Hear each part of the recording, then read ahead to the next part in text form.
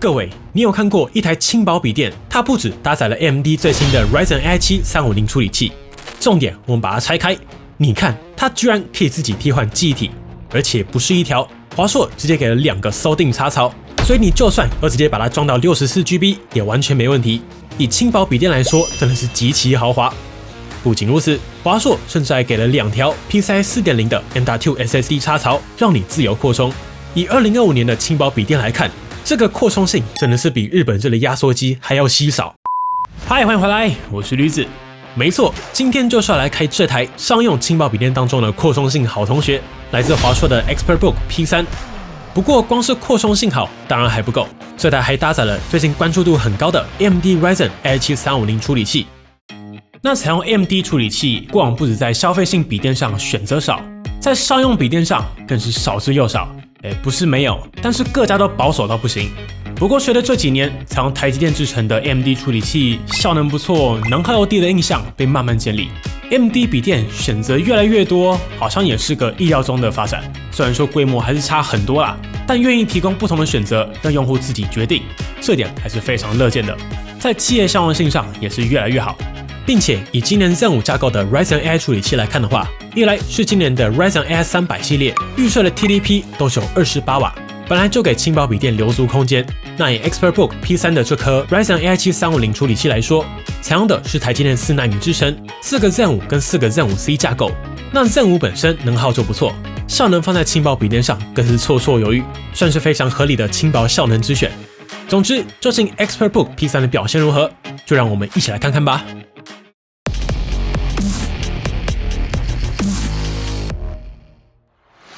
今天我们开箱的这台是来自华硕商用笔电系列的 ExpertBook P3。那我们先前有开箱过兄弟机种 ExpertBook P5 了嘛，所以大家应该很熟悉 P 系列最近扮演的角色，是偏向商务取向、主打 AI 的商用笔电。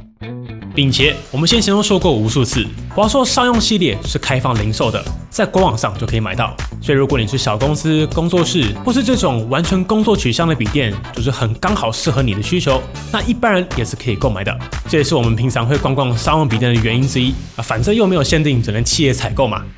并且因为商用笔电从设计之初的思考方向就跟家用笔电不同，所以有时候真的是会跳出一些很有新鲜感的产品。那我们还是先从外观看起，但是我不废话，讲重点就好。这是 ExpertBook P3 在外观设计上 ，A 面同样采用整面的金属上盖，表面采用雾面处理，有一定的抗污效果。比较特别的是，华硕这次也采用了 ExpertBook 近期惯用的金属法丝纹名牌，并且加上蓝色箭头点缀，让原本的简约设计不会显得无聊。不管是要带去参加重要会议，或是外出拜访客户，都很适合。那在转轴和下边框则有刻上 ExpertBook 的 logo， 该有的细节还是有。而在重量上，帮你实测 ExpertBook P3 单机大约 1.38 公斤，这台的重量控制就是常规的轻薄笔电的边缘级距，但因为扩充性很好，并且电池给到70瓦时的大容量，所以本来就需要多给一些重量范围。整机其实也就是 1.38 公斤，以外出来说是没什么问题的。搭配上华硕随附的90瓦 PD 充电器，整组大约 1.73 公斤。当然，你也可以自己搭配小尺寸的氮化镓 PD 充电器使用，减轻更多重量。实测上盖可以单手开合，也可以180度平放，并且我们实际按压 C 面不会松松垮垮的，这台的结构强度也还不错。而在 I/O 接孔上 ，ExpertBook P3 同样把大部分的接口放在机身左侧，如此一来，办公用滑鼠的时候，右手也比较不会受到干扰。那我们先从左侧看起。ExpertBook P3 配置了2个 USB 3.2 Gen 2的 Type-C 接孔，2孔都支援 PD 充电以及 DP 影像输出，还有一个 HDMI 2.1， 经过实测是18 Gbps 协力，最高可以输出 4K 60的画面。接着是一个 USB-A， 还有一个 3.5mm 音讯接孔，右侧则是有商用必备的防盗插槽，还有一个 USB-A。比较特别的是 ，ExpertBook P3 这次还新增了 RJ45 网络插孔。对于公司内部需求来说，就不用再接一个转接头，还是更加方便。那整台看下来，总共有2个 A、2个 C， 一个 HDMI， 还有一个 RJ45 网络孔。以办公需求来说，该有的都有了。接着看到 B 面，华硕 ExpertBook P3 采用雾面萤幕，具有一定的抗反光效果。边框则是采用常规塑胶框架的方案。而在规格上 ，ExpertBook P3 采用了跟先前 P5 相同的14寸2560×1600，官方标 2.5K 的 LCD 萤幕，支援最高140赫兹的高萤幕更新率。跟传统60赫兹相比，不管是来看文件还是滑网页，144赫兹的拖影明显会比60赫兹更少。搭配上 Windows 11更多的系统动画，体感是一定更加流畅的。那如果你需要一整天都在外面，要保留更多电力，也可以在设定里面把更新率手动调回60赫兹。另外 ，ExpertBook P3 的萤幕比例也是目前最主流、更实用的16:10。16:10的优点就是不管你要 Paperwork 还是偶尔要 Photoshop，16:10的显示高度就是比16:9更多，分割视窗的画面高度也更够。所以现在都建议优先选16:10的笔电，画面更大就是更好用。而在显示效果上，我们直接来实测萤幕表现。经过帮你实测 ，ExpertBook P3 这块萤幕在原生色域覆盖上可以达到 98.9% 的 sRGB 以及 83.7% 的 P3 色域覆盖。如官方标示，这是一块 sRGB 萤幕。而在色准上 ，CCT 来到7600K 上下，整体偏向讨我眼球的冷白色调，实测平均德塔 4.69， 所以这块萤幕并没有出厂校正，对一般商用、文书、上网来说是没有问题。但有修图、创作等色准需求的朋友，建议进行额外校正。而在亮度表现上，我们实测室内100%显示面积下，最大亮度可以达到480尼特上下。以一般办公室更加常用的灯光来说，大概是250到300尼特就很够。所以480尼特再加上抗反光的雾面萤幕，日常使用基本上是没什么问题。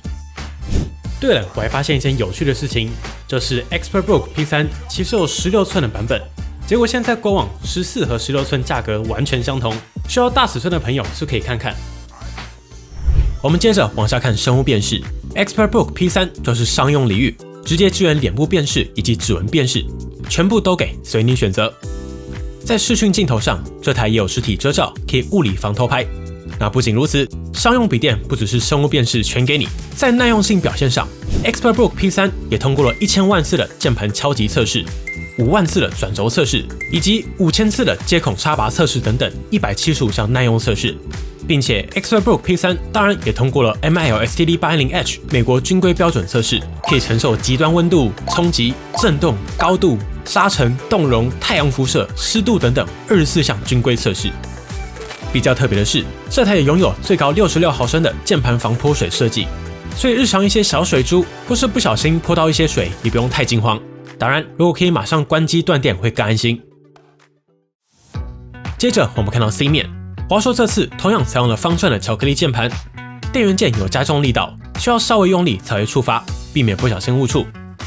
工作超好用的快速关闭喇叭、关闭麦克风的按钮也都保留下来。另外，你同样可以客制化快捷按键，只要在系统内打开 ASUS Expert Widget， 就可以客制化 F10 和 F11 这两个按键的功能。而在手感上 ，ExpertBook P3 搭配的键盘键程是 1.5mm， 手感上会是薄膜偏 Q， 但是触发条件相对垂直，所以打字时要按稳比较好触发。这边也提供一段收音让大家参考。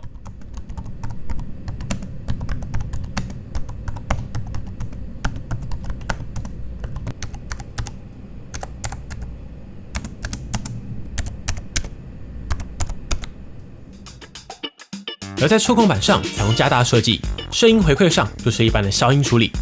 另外，这块触控板也支援了智慧手势，滑动侧边就可以调整音量、亮度。比较怕误触的朋友，也可以在 MyASUS 里面直接关闭。好，外观设计就先说到这边。接着我们就废话不多说，直接进入到大家最关心的效能测试吧。我们这次测试的是 ASUS ExpertBook P3，CPU 搭载的是 AMD Ryzen AI7 350处理器。采用台积电4奈米 FinFET 制程打造，总共配置了4个 Zen 5以及4个 Zen 5C， 组成8核16执行序的架构，最高可达5 GHz， 搭配上8MB 的 L2 快取。那身为一颗效能和轻薄笔电通吃的处理器 ，Ryzen AI7 350除了将预设 TDP 设定在28瓦，并且有15到54瓦的弹性瓦数，上到效能笔电，下到轻薄机种，都留下足够的空间，让笔电厂自由发挥。除此之外 ，ExpertBook P3 也有推出 Ryzen AI7 Pro 350的版本，如果有专业需求的朋友，也可以自行选择。那 Ryzen AI7 350前面我就说了嘛，它是一颗效能笔电和轻薄笔电通吃的处理器，像是大家很喜欢的 ROG Zephyrus G16 就有 Ryzen AI7 350搭配上5070的版本。所以 AMD 这颗处理器拿来做成办公笔电，那效能自然是绰绰有余。值得一提的是，虽然 ExpertBook P3 在散热上一样是单风扇加上单散热管的设计，但如果是足够敏感的朋友，在前面就会发现这台搭配的是90瓦的充电器。所以没错，根据华硕的资料，在效能模式下 ，ExpertBook P3 的 CPU 峰值可以被释放到45瓦。用实际效能来说的话，我们直接来跑 Cinebench R3 就知道。那我们也拿出轻薄笔电目前最红的 200V 系列来做对比，让大家感受一下。ExpertBook P3 的单核大概跟 Quadra 7 258V 的结果差不多，但在多核表现上则是可以达到 258V 大约 1.6 倍的效能。这样应该可以感受到 Ryzen AI7 350的规模是更强一圈的。但话说回来，这本来就是两个完全不同系列的产品。Intel 的 200V 系列是为了超高续航的轻薄笔电所设计的产品线，而 AMD 这颗就是轻薄效能定位的产品。所以这个对比主要是想让大家感受效能上的差异。要不然你以续航来说的话，200V 系列随随便便都可以做到27、28小时的神鬼级影片播放时间，而 Ryzen AI7 则是18小时左右。但这个时间其实是已经很不错的意思。反正这两个处理器从设计之初就是完全不同需求的产品。如果你有超高续航需求的话，那还是推 200V 的 P5， 且买且珍惜，根本是 X86 省电和效能的均衡性之鬼。但如果你需要是更强的多核效能的话，今年的 AMD Ryzen AI7 350系列的确很值得看看。比较特别的是，身为商用笔电，在安全性上 ，ExpertBook P3 除了 DTPM， 也是 Windows 11 Secure Core PC。BIOS 则通过 NIST 订定的 BIOS 标准。最重要的是，华硕承诺在 ExpertBook P3 上，他们会提供5年的 ASUS BIOS 以及驱动程式更新支援。那作为商务日常取向的机种 ，ExpertBook P3 并没有独显，搭配的是 Radeon 860M 的内显，实际跑 TimeSpy 大概落在1901分，相较起 Ryzen AI7 350的完全潜力还有一段距离。而在散热上，经过我们实测 ，ExpertBook P3 在日常使用上，同样会尽可能让风扇维持在低转速，做到极度安静。日常插着电文书，底部也就是微微温热。那如果把风扇开到效能模式，跑 3D Mark TimeSpy 的压力测试，稳定度达到 99.4%。我们也顺手测量这组风扇的最大噪音，也就是47分贝，可以说是非常安静。好，理论测试就先到这边。虽然这台的主力不是游戏，但我们还是跑这款热门游戏试试看。首先是 LoL 英雄联盟，在 1080P 最高画质之下，有着平均139帧的成绩，完全可玩。所以空闲时要拿这台玩 LoL 也是完全没问题的。但这个表现还是跟我们之前开箱过的 ExpertBook P5 有一段距离。P5 同样条件下，平均落在176帧。我们再来跑个效能测试软体 Cyberpunk 2077，在 1080P 低画质开启 FSR 跟画格生成之下，来到平均 37.9 FPS 的成绩。如果以掌机30 FPS 可以玩的角度来说，就还算可以。但若是对比 ExpertBook P5 拿下的 68.2 帧，就还有一段距离。今年的 ARC 140V 的效能是真的有料啊！如果你有轻度游戏需求，那也会比较建议你选择 P5。但还是那句话，有游戏需求的话，请直上效能笔电才是正解。但是在2025居然可以拿轻薄笔电打 LoL， 甚至摸摸2077，不管看几次都还是有点感动啊。接着看到储存空间 ，ExpertBook P3 搭配的是美光的 1TB M.2 2280 PCIe 4.0 SSD， 实测循序读写我放画面上。另外，官方也有提供 2TB 的容量选择。比较特别的是 ，ExpertBook P3 还提供了一个 M.2 2230的扩充槽位，所以有更大容量需求的朋友可以自行加装。不过2230的 SSD 选择较少，来来去去也就是那几条，可能预设2230留空2280，一般人会更容易扩充。不过在维护上，华硕这次在地面减少到只有6颗螺丝，对于 MIS 需要整批打开来维护的时候，可以说是造福人间。另外，电池也是免螺丝就可以更换的设计，相当方便。网卡部分采用了一张发哥的 MT7925 WiFi 7网卡，实测可以成功连接到6 GHz 频段的 WiFi 7。而在记忆体部分 ，ExpertBook P3 采用的是三星 16GB 的 DDR5 5006记忆体，总共有2个锁定插槽。官方标示最高可达 64GB 的机体扩充，大家可以依需求自行扩充。不过也因为这样，所以在厚度上略微有所牺牲。另外，身为 AMD 加 AIPC 处理器的一份子 ，ExpertBook P3 同样内建了专为 AI 运算而生的 NPU 处理器。根据 AMD 的官方数据，这颗 NPU 最高可以提供50 AirTOPS 的算力。那既然都聊到 AI 了，就来分享几个 ExpertBook P3 上目前已经可以使用的 AI 功能。首先，这次 ExpertBook P3 支援了之前被微软 recall 过的 Windows Recall 即时回顾功能。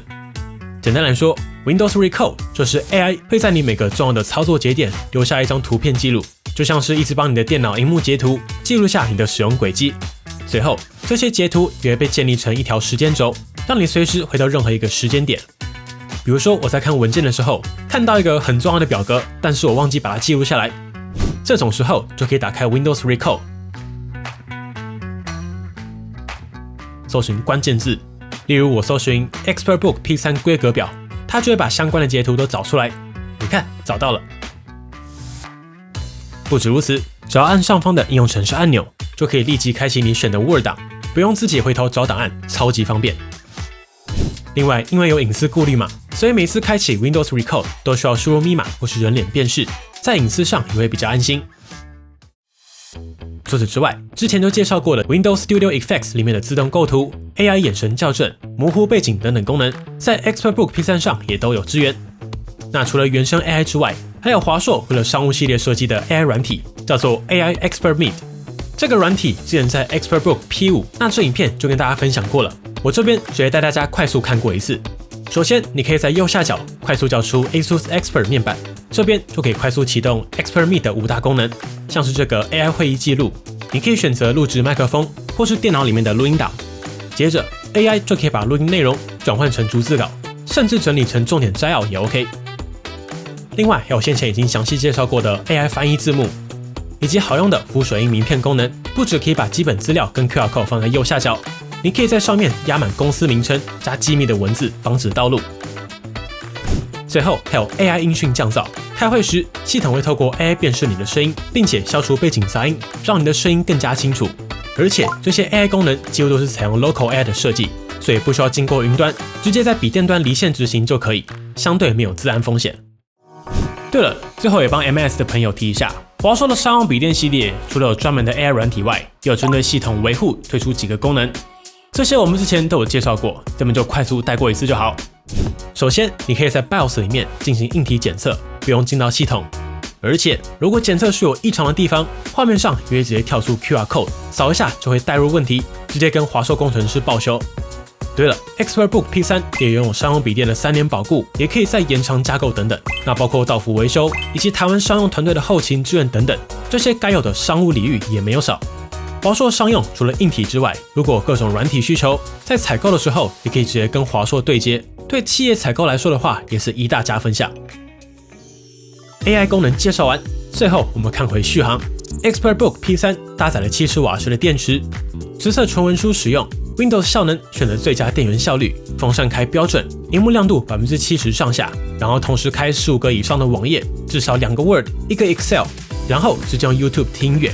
这样早上10点上班，中午休息1小时追剧，7点下班，重度文书还可以使用8个半小时左右。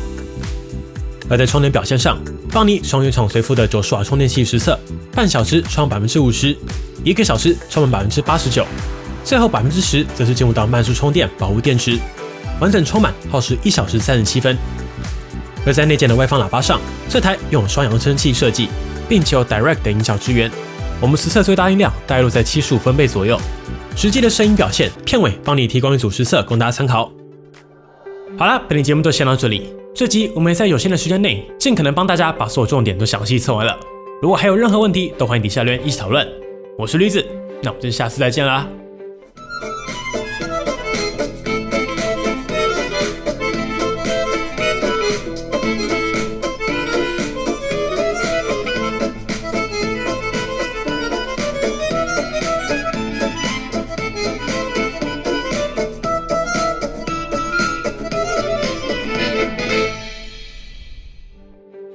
如果喜欢本期的节目，不要忘记订阅邦尼，并且打开小铃铛，及时收到我们最新的评测通知。当然，你也可以在 Facebook 邦尼 AI 小助理、Instagram 以及 Line@ 找到我们。如果还有其他问题，别忘了底下留言。那我们就下期影片再见喽。